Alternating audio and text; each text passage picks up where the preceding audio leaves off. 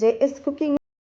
আমি ঝুম্পা। আমি আরেকটা রেসিপি নিয়ে আসলাম। তার জন্য নিয়ে নিয়েছি হাফ টমেটো, 5টা পাকা লঙ্কা আর হচ্ছে একটা পেঁয়াজ, বড় সাইজের পেঁয়াজ। এটাকে আমি কুচিয়ে নিয়েছি, নিয়ে এটাকে আমি একটা পেস্ট বানিয়ে নেব। আচ্ছা, আর এইদিকে আমি নিয়ে নিলাম একটা বাটিতে 3 চামচ পোস্ত। এই পোস্তটাকেও বাটবো, কিন্তু এটাকে আমি শিলে বেটে নেব। আমি কড়াইটা বসিয়ে দিলাম, দিয়ে আমি সর্ষের তেল দিয়ে দিলাম। তেলটা এখন যেই গরম হয়ে যাবে, এর মধ্যে এক এক করে আমি দিয়ে দেব মাছ, বাটা মাছ। আমার রেসিপিটা হচ্ছে বাটা মাছের ঝাল। এই বাটা মাছ আমি 4টে বাটা মাছ নিয়েছি। এই মাছটাকে আমি আগে ধুয়ে নুন হলুদ মাখিয়ে আমি রেখে দিয়েছিলাম। এবার এখন এটাকে এক এক করে ভেজে আমি তুলে নেব। একসঙ্গে 3টে মাছ ভাজলাম, এরপরেও আমি আর একটা মাছ দিয়ে এটাকে ভেজে তুলে রাখবো। এবার যে সমস্ত নতুন এবং পুরনো বন্ধুরা আমার রেসিপিটা দেখছেন, প্রথম থেকে অবশ্যই শেষ পর্যন্ত দেখবেন, এবং ভালো লাগলে পাশে থাকা বেল আইকনটি প্রেস করবেন এবং লাইক, কমেন্ট এবং শেয়ার করবেন। আপনাদের একটা মিষ্টি কমেন্টে আমাকে অনেকটা অনুপ্রাণিত করে নেক্সট আইটেমটা দেওয়ার জন্য। আমার কিন্তু এই মাছটাও হয়ে গেছে ভাজা। এটা তুলে এবার ভাজা হয়ে গেছে এক সাইডে। এবার আমি দিয়ে দেবো কালো জিরে ফোড়ন। ফোড়নটা একটু যেই ভাজা ভাজা হয়ে যাবে, এর মধ্যে আমি দিয়ে দেবো পেঁয়াজের পেস্টটা।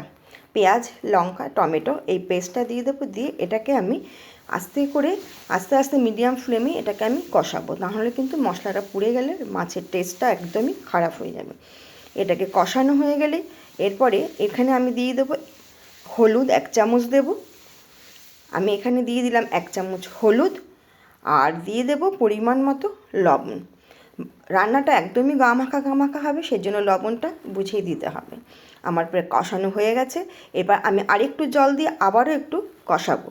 কষানো হয়ে গেলে এরপরে আমি মিডিয়াম ফ্লেমে আমি আস্তে আস্তে ধরে এটাকে কষাবো। আর দিয়ে দিলাম এরপরে আমি জল। কষানোটা কিন্তু মোটামুটি হয়ে গেছে। এবার জল দিয়ে দিলাম।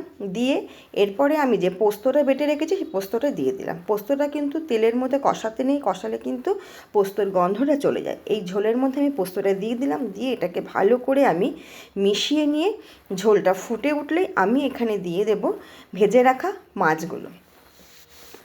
ঝোল ফুটে গেছে, আমি এখানে দিয়ে দিলাম এই মাছগুলো ভালো করে মশলার সঙ্গে মাখিয়ে একটু ফোটালেই কিন্তু আমার রান্না কিন্তু রেডি। আচ্ছা, যে সমস্ত বন্ধুরা আমার রান্নাটা দেখছেন, অবশ্যই আপনারা আমাকে লাইক, কমেন্ট, শেয়ার এবং সাবস্ক্রাইব করবেন, এবং পাশে থেকে বেল আইকনটি প্রেস করবেন। আচ্ছা, আমি এবার দিয়ে দিলাম 1 মুঠো ধনেপাতা। আমার কিন্তু মাছ রান্না মোটামুটি হয়ে গেছে। এইবার কিন্তু এটাকে একটুখানি ফুটিয়ে নিয়ে সার্ভ করলেই কিন্তু আমার রান্না কমপ্লিট।